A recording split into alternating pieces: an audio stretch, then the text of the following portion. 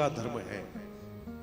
यही पुत्र का धर्म है कि अपने वृद्ध माता पिता से पूछे कि आपकी कोई इच्छा, कोई अभिलाषा हो तो हमें बताइए। और यही जीवन का शिखर है। मैं बहुत कम बोलता हूं इस मामले में, सामने सामने कम बोलता हूं, सामने शिकायतें ज्यादा बोलता हूं, डांटता ज्यादा हूं, तारीफ कम करता हूं। लेकिन जो चीज है कुछ चीज बोलने के लिए होती है।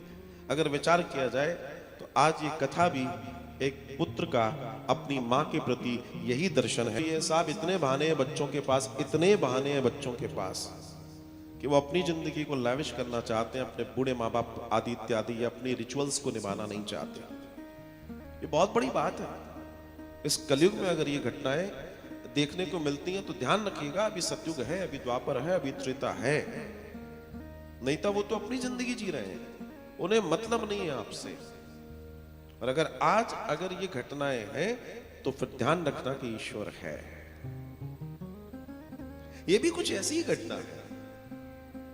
पिछली बार जब माता जी आई थी तो बैठ के ऐसी चर्चा निकली कि दिल की इच्छा है कि मैं कथा करूं। हमने हो जाएगी कथा में, क्या है।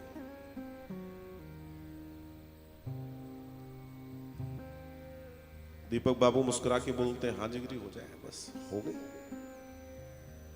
बात। वही है, जिसने जीवन दिया है उसकी इच्छाओं की पूर्ति अगर हो गई तो आपका जीवन धन्य हो गया। और जीवन यही है साहब। मैंने पीछे भी कई बार बोला है, आपके बच्चों के प्रति आपका स्नेह, आपका समर्पण, आपकी ड्यूटी, आपका स्वार्थ हो सकती है। आपका प्रेम बच्चों के प्रति आपकी ड्यूटी हो सकती है, स्व कुछ भी हो सकता है। लेकिन मामला तब सिद्ध होता है जब वैसा ही प्रेम आपका आपके माता पिता के लिए हो। आपके माता पिता के लिए, आपके बच्चों के लिए है वो ठीक है, वो तो आपके बच्चे हैं। लेकिन उस समय की स्थिति में वो वापस रिवर्स आपके माता पिता के प्रति वो सम्मान, वो ऐश्वर्य, वो सब कुछ हो तो समझ लेना आप इंसान हो।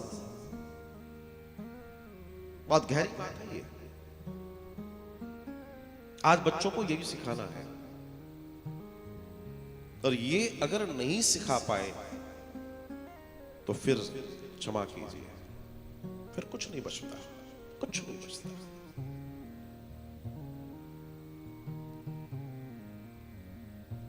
उनको प्रसन्न कर दिया आपने।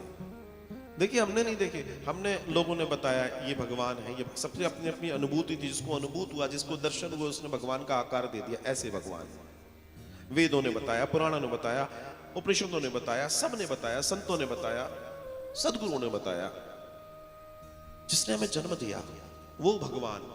लेकिन जिसने साक्षात जन्म दिया है हमारे सामने है, उसको कैसे भूल जाएं। सबसे पहला भगवान तो वो है, मां पिता, जिसकी वजह से हमारा ये शरीर, हमारा वजूद है, जिसकी वजह से फिर हम उस ब्रह्म को जान पाए। तो मामला बाद का है।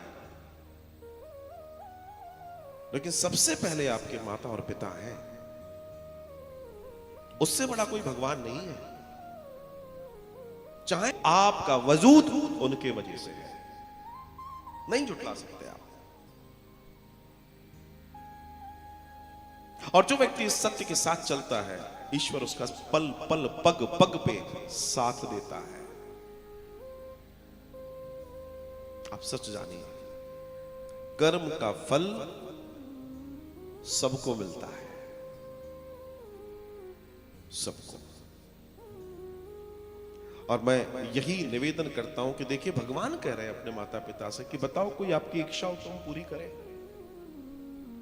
ये तो भगवान काहे के लिए आता है? लीला करने, हमको समझाने, हमको सिखाने कि तुम्हें ऐसा करना चाहिए।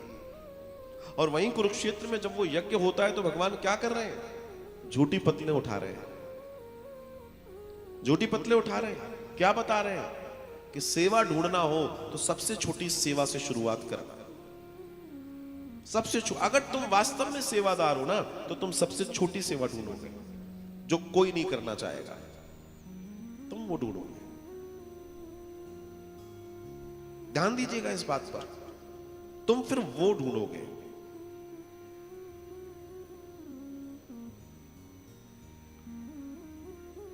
स्टॉल पे खड़े करने को बोल दिया जाए 4 लोगों को, जाओ थोड़ा स्टॉल संभालो, सबसे पहले कोशिश होगी रसगुल्ले पे खड़े होंगे।